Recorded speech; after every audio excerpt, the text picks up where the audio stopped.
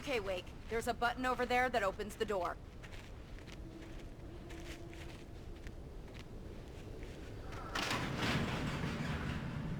I think something's broken. Hold the button down so we can get in.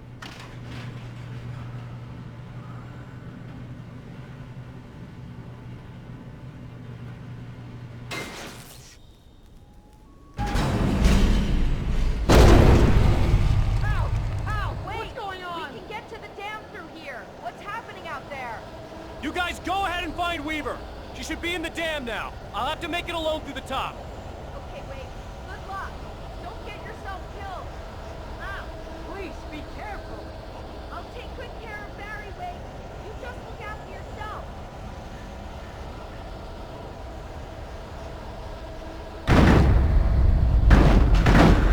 You gotta be kidding me.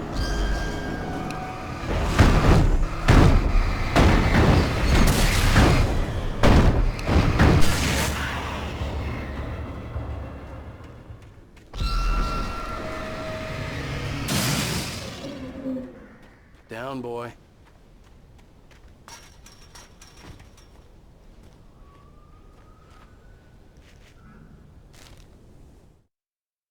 Thomas Zane knew he had to remove all that had made this horror possible, including himself. That was the only way to banish the dark presence he had unleashed and now looked at him through the eyes of his dead love. But he also knew that despite his best efforts, it might someday return. So even as he wrote himself and his work out of existence, he added a loophole as insurance, an exception to the rule. Anything of his stored in a shoebox would remain.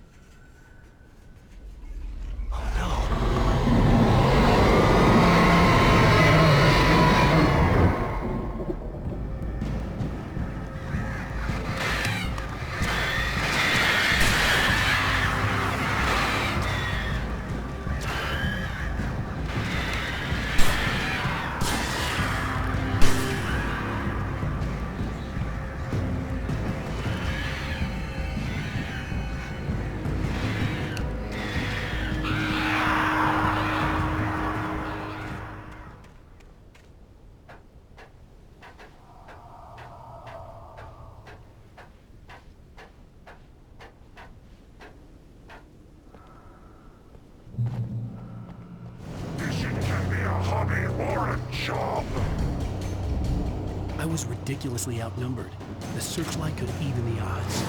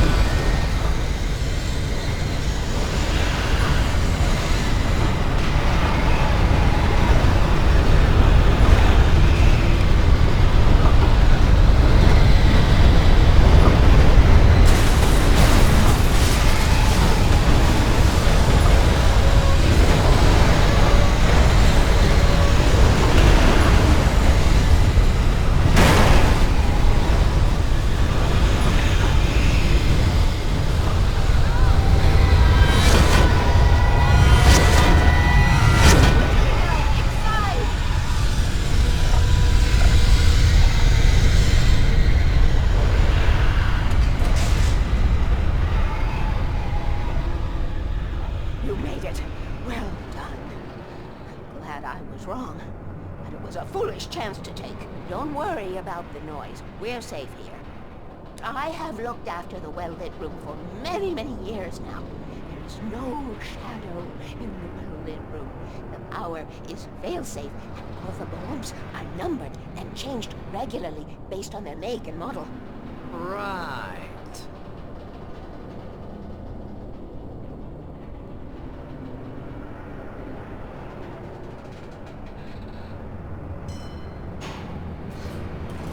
There's an old army base at Raincoat Point, north of here. It was active during the Second World War. They operated here back then. They must have built this. Yes, they did. It's my place now.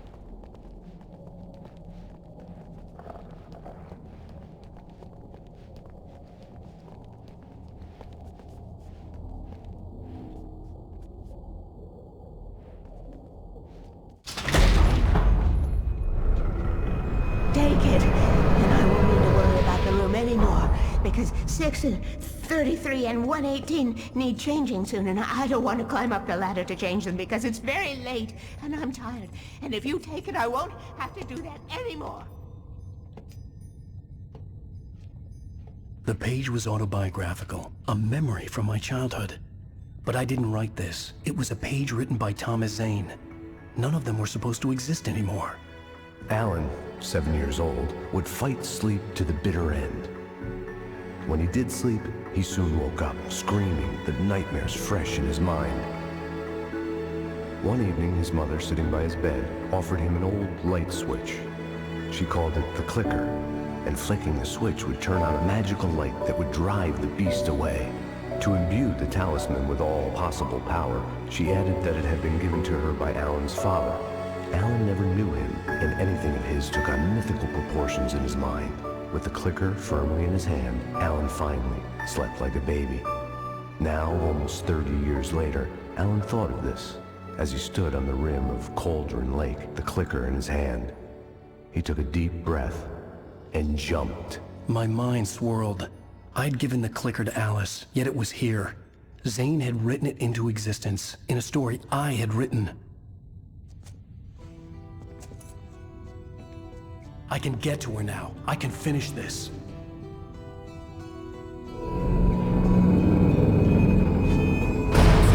Remember standing on a broken field, white crippled wings beating the sky, the harbingers of war with their nature revealed, and our chances flowing by. Previously on Alan Wake, I wrote a horror story that has come true. Thomas Zane did the same in the 70s. You will go no further. If I continue like the Dark Presence wants me to, the story I'm writing won't save Alice. It's a horror story. No one will survive. You knew Zane, Thomas Zane. You're the Lady of the Light in the song. He left something behind to help me. The clicker. Alan thought of this as he stood on the rim of Cauldron Lake, the clicker in his hand. He took a deep breath and jumped. I can get to her now. I can finish this.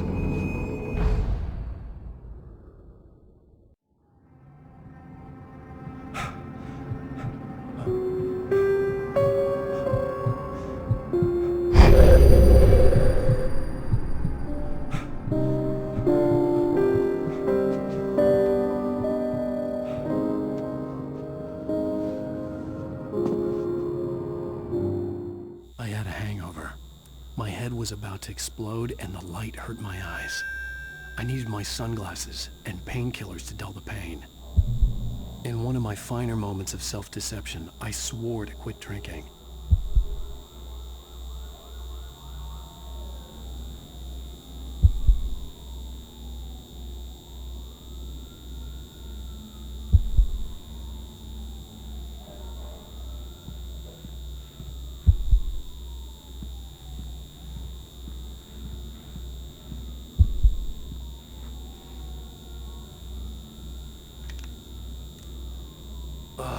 The sunglasses made the world look bearable. Now I could keep my eyes open without feeling like a vampire in the sun.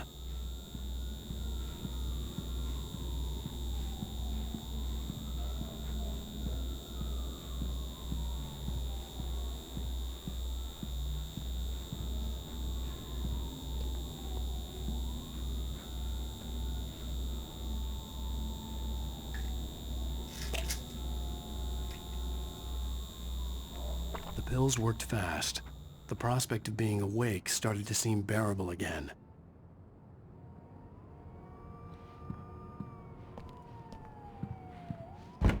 There was a message waiting for me on the machine. You have one new message. Ow! Are you still asleep? Wakey, wakey! You should have your show on your TiVo.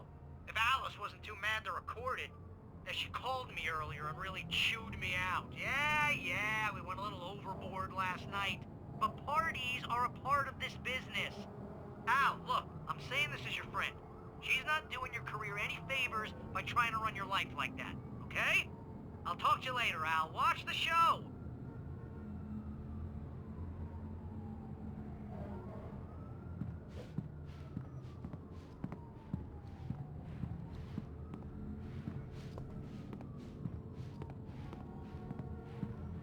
I'd been a guest on the talk show the previous night, talking about my latest book. The show was supposed to be waiting for me on our TiVo.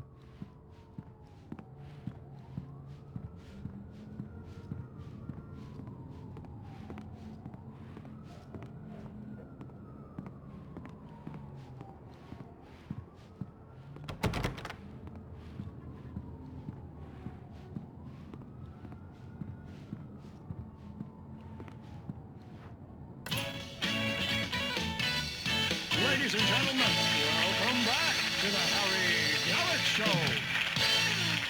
Thank you everybody. We have a great show tonight. I've been talking with the best-selling author Alan Wake about his new book, The Sudden Stop. Yeah, good read. Go buy it. No, it is a good read. Look, I'm gonna be honest here. Is that wise? No, but I'm gonna do it anyway. I got people who give me the lowdown on books. I'm a busy guy. But this one, I actually read from cover to cover. I mean, I'm a big fan. Wow, thanks. Now, this might be a spoiler for those who haven't read the book yet. Based on the sales figures, the 2 people out there who haven't read the book yet. But this last book is all about the death of the main character, the hard-boiled New York detective, Alex Casey. Now, there's been a lot of outrage about this. Why the hell did you kill Casey? What the hell were you thinking, man? Good riddance. No, seriously though. 7 years and 6 books is a long time. He was a gloomy guy to spend all your working hours with, and it was a good run. But it's time to explore new things. My next book will be a departure from the old for me. You selfish bastard, always thinking of yourself. Well, you've certainly given us a lot of entertainment over the years. And now that you mention it, Casey was a gloomy guy. Never had much luck with his love life with the ladies. Was that autobiographical in any way? Yeah, no kidding. Casey's lady friends tended to die on him. With Casey, it was all about his pain. No, nothing autobiographical about that. I'm a happily married man. My wife is my muse. Well, congratulations. That's great to hear. So, how's the publicity tour been treating you? Good, great. But I gotta say, I'm glad to be back home in New York. Well, you've certainly been on the news a lot lately. Lots of parties and, you got into a fight with some paparazzi. Oh, man. Well, that guy was really in my face. I lost my temper. I know that wasn't cool. You are famous for that temper. Well, I did also write several books. Well, your latest novel is called The Sudden Stop, and it's in bookstores now. Go get it. That means the 2 of you out there who haven't bought it yet. Ladies and gentlemen, that's all we have for you tonight. I want to thank all our guests for the evening. Alan Wake, Sam Lake. Once more, do the face for us, Sam. And our musical guests, Poets of the Fall. Thank you. At least I'd been funny. I told myself I could live with that.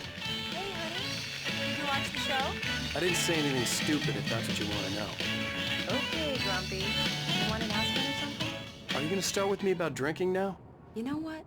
Go back to sleep, Alan.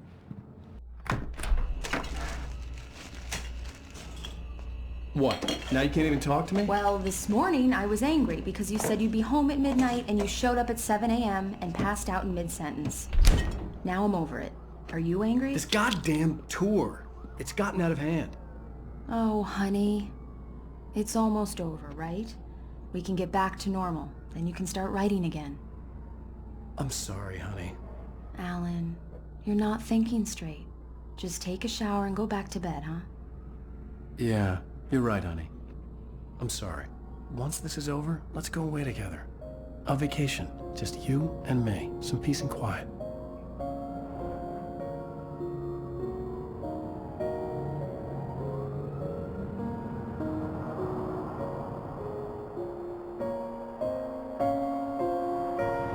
Somehow, the clicker was the key to the cabin. I had to return to Cauldron Lake to save Alice.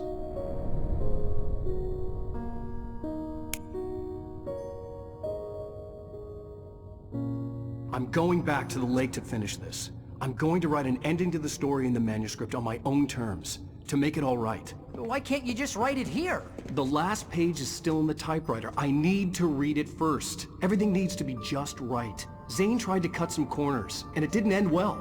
Okay, ready when you are. I'm sorry, Sarah, but I need to do this alone. Barry, take her gun. Miss Weaver, close the door when I leave.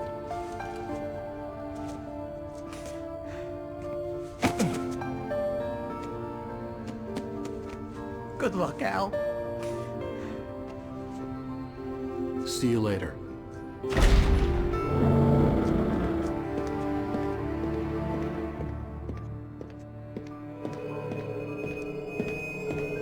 When I got out, it was warm and sunny. I'd flicked the switch of the clicker. Had it done this? I didn't stop to question it. I had to take advantage of the sunlight to get to the lake. On Zane's page, I'd stood on the rim of Cauldron Lake, about to use the clicker. That's where I was headed.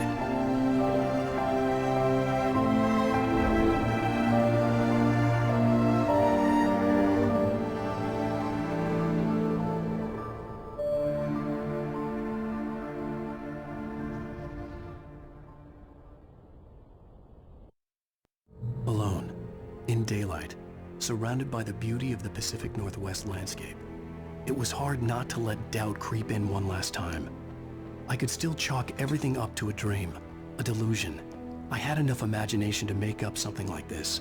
Having been in the cabin all this time, trapped in a story inside my head, gone mad from grief over Alice's death like Hartman had claimed, there would be no way of knowing. I told myself it didn't really matter. My course was set.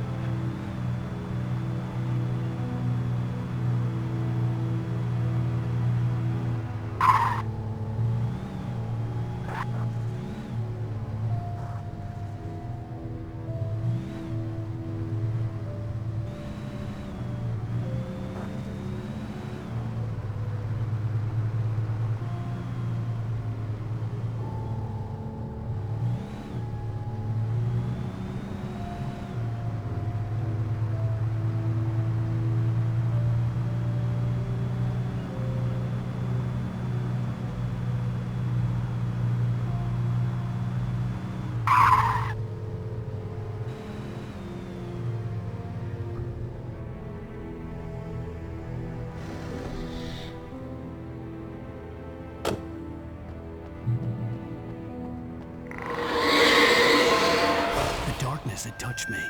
There was a link between us, always would be. I could feel its presence again, getting closer.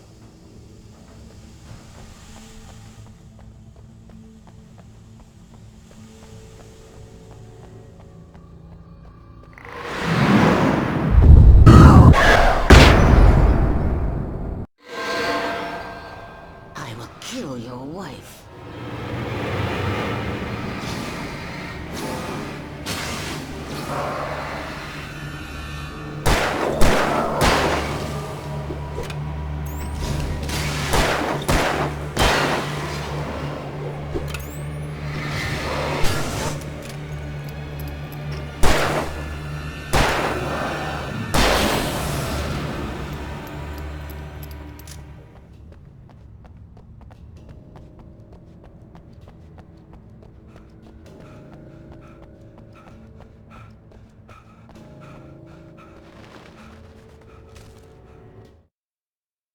The dark presence was no longer trying to capture the writer so he could create the ending it wanted.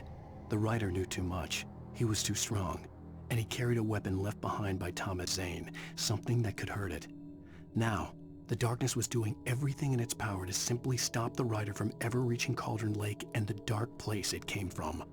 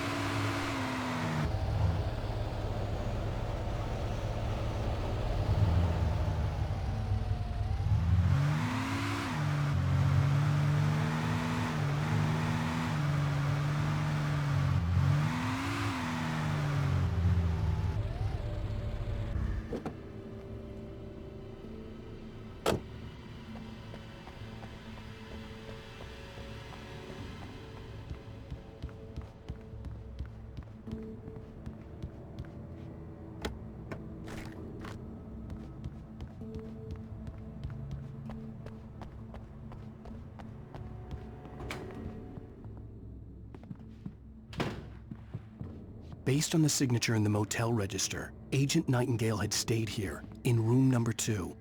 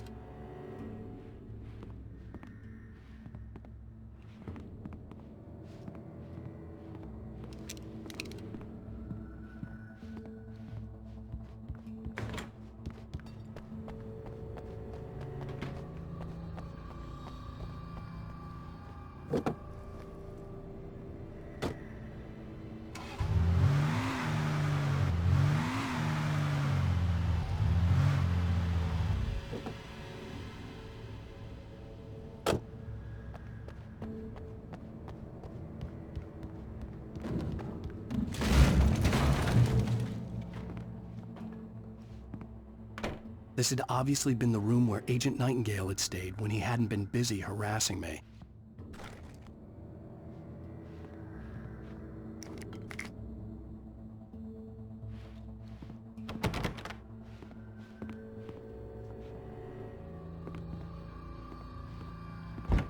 Look after yourself and your... Could have fooled me.